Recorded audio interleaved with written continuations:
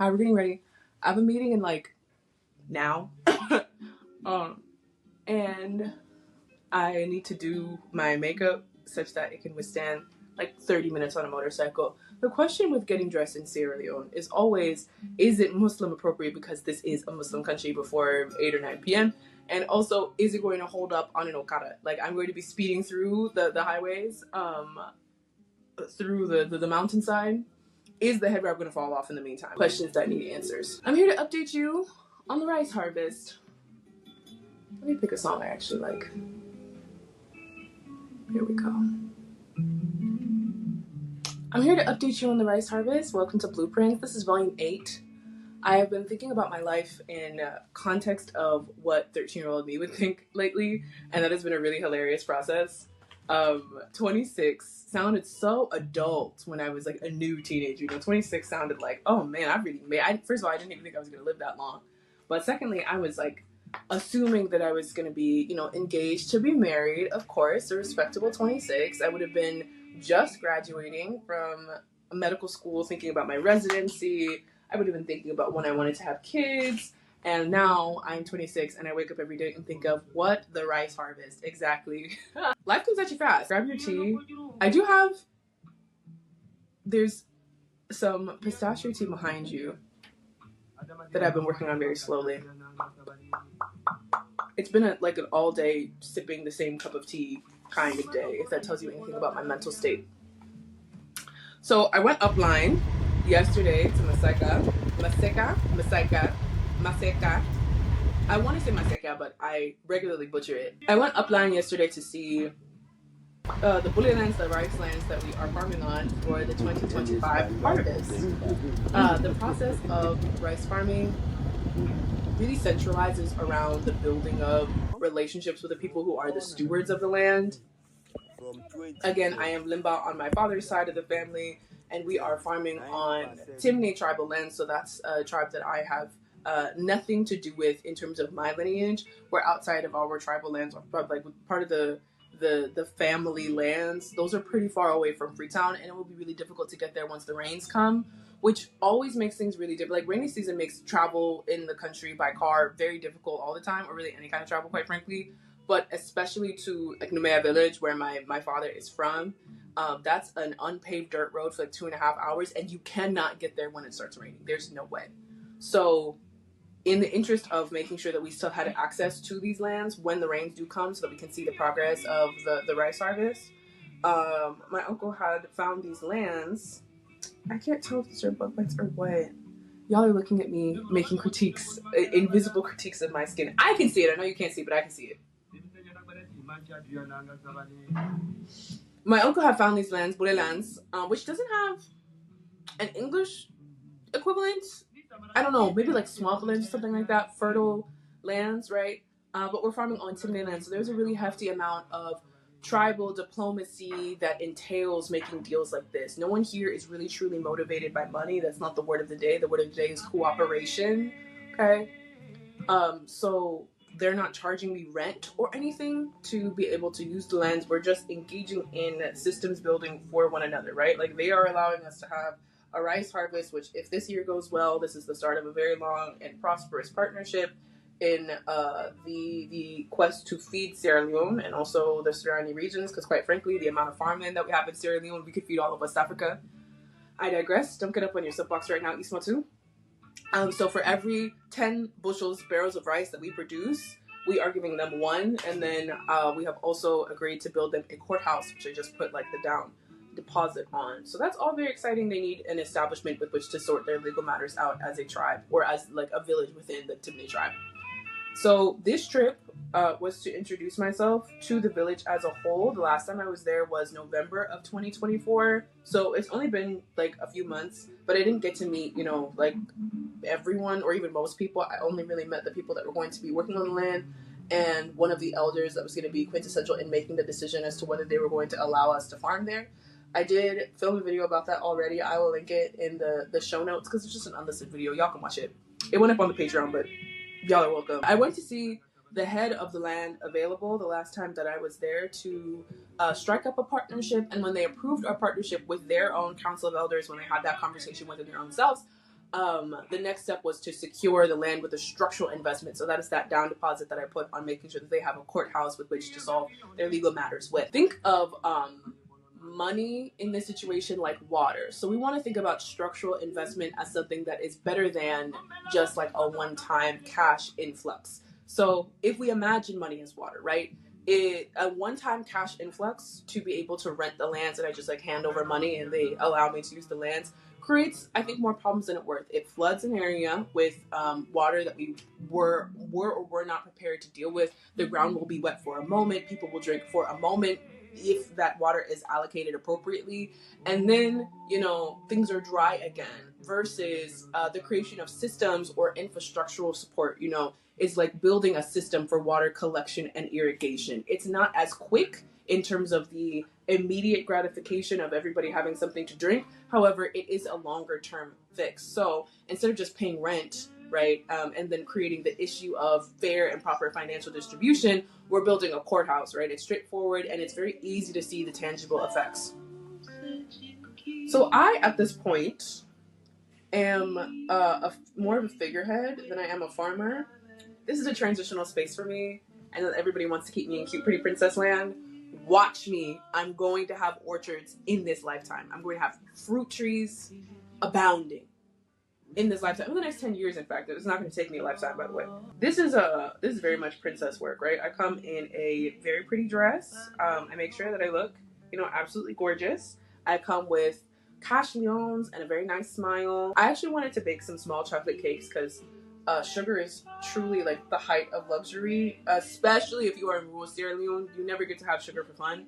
So I really wanted to get that done, but I was beat. I was too tired. I could not go. No, we don't really use ovens. Like, they take too much electricity to just use willy-nilly. So if you do have an oven, you have an outdoor oven, one that lives outside. And my aunt has one, but I didn't have time to go over there to bake at her house for like hours on end the day before I went. In any case, right? I will bring some celebratory cupcakes the next time that I am there, which is drop off heavy machinery so that we can start plowing the lands.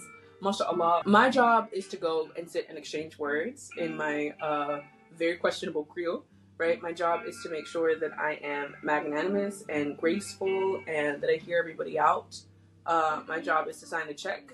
And my job is to make sure that everybody knows that the investor that is making these projects move forward is not just like a face without a name and is certainly not a foreigner, but, a child of the country that I so seek to love tangibly and not just in like within reason or within mental circumstance, but that it tangibly affects my life. So this time I met everybody, or not everybody that lives in the village, but kind of like all of the important adults that are load-bearing or decision-making within these particular lands in Maseka.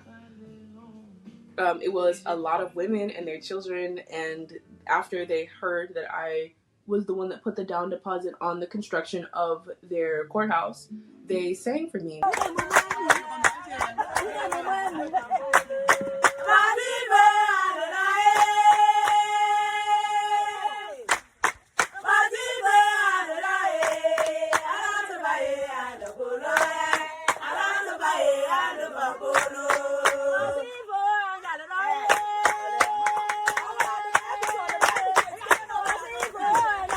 They sang to me and they danced, and I never feel more Black American than in those moments because everybody else knows what's going on. Everybody knows the song, everybody knows the dance, everybody knows the steps, and I am like doing the jerk.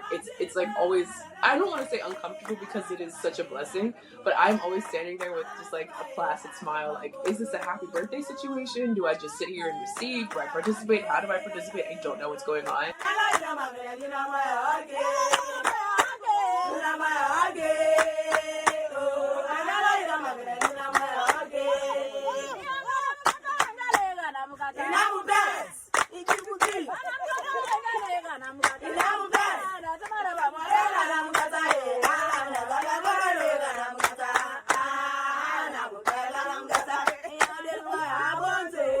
And I never really get used to it. So, we do with that what we can. All that being said, everything is on track.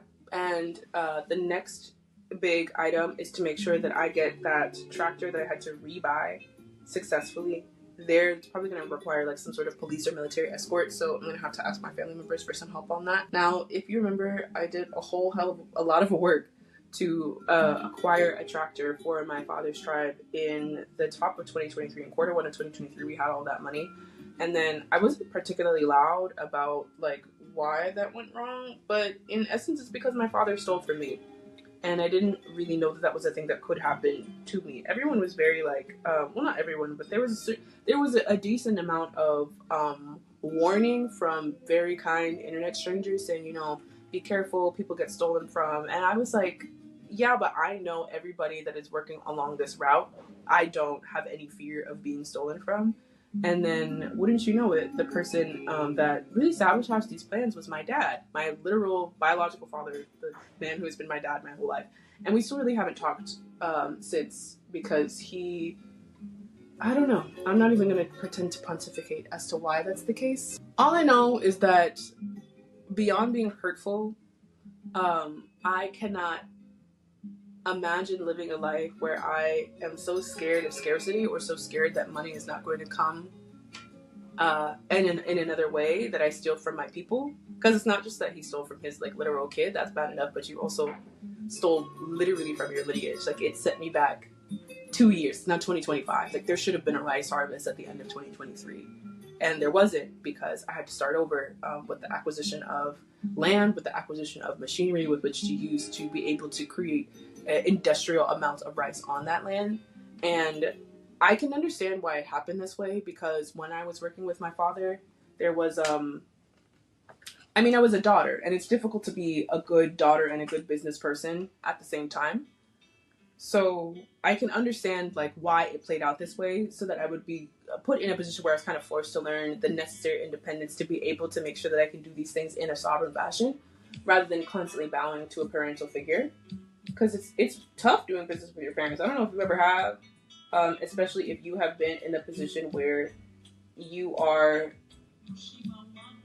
bringing in the money. Like, I was about to say it's like show business, but it's not like show business. It is show business. Social media is me putting on a show to be able to garner funds. So if I'm the person bringing in the funds, but I'm not the person calling the shots with how we use those funds, that's an automatic conflict of interest. I can't say that I'm happy necessarily that it worked out this way. That's definitely not the case. But I can understand how this was a necessary step in my journey of sovereignty, of realizing food sovereignty, and of realizing sovereignty within not just my day-to-day, but communal sovereignty within Sierra Leone. I have a certain standard of living that I don't really want to deviate from. I really like comfort. I really like being comfortable. I was raised in the West. I don't want to not have consistent electricity, or not have running water, or hot running water, right? Like, there are luxuries of life, asphalt, things that I thought were a bit God-given. I don't want to say that these things, like, it didn't occur to me that they were rare, but I will say, now having lived with running hot water for the majority of my life, that's not really something that I want to not have anymore. And I am not big on coming back to my home country and living like a Westerner at the cost of everybody else. If I have it, that means everybody else has it. You know what I mean? So the question in systems building, I'm starting with food, because you can't get shit done if you're hungry. Really, you cannot. That's on, many years of food insecurity. I'm not trying to do shit if there's not food there. Everybody knows that if you're inviting me out, there had better be food involved. And I personally am taking a page from organizing from the Black Panther Party for Self-Defense, which is that if you want a populace on your side, if you're trying to teach them, you need to make sure that they're fed first. Just point blank, period. So with all that being said, food sovereignty is the start, but it certainly is not the end. It's just the system within these systems of sovereignty that I keep talking about. It's the system that I found most pertinent, but it certainly is not the end all be all for me. I have big plans, big dreams. In fact, that is what this meeting that I am putting on the girl suit is for. Girl suit, very lucrative. Additionally, with this princess shit, right, like, I have the opportunity to study in Senegal or Cote d'Ivoire, one of the Francophone countries, either Senegal or Cote d'Ivoire, with Africa Rice, which is a CIGAR. That's a center for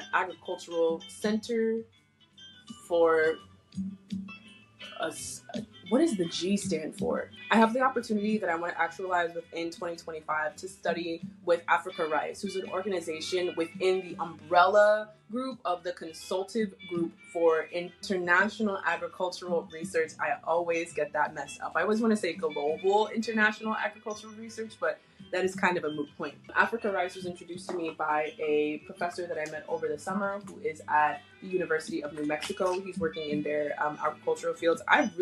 Dr. Lombard was a great person to meet. He'd be growing wild grapes. Yeah. Those grapes are so dope. Grapes that look like little jelly beans. Grapes that taste like jelly beans. Do you know how many different kinds of grapes there are? Every time I find out about food, I'm like, colonization has taken so much from us.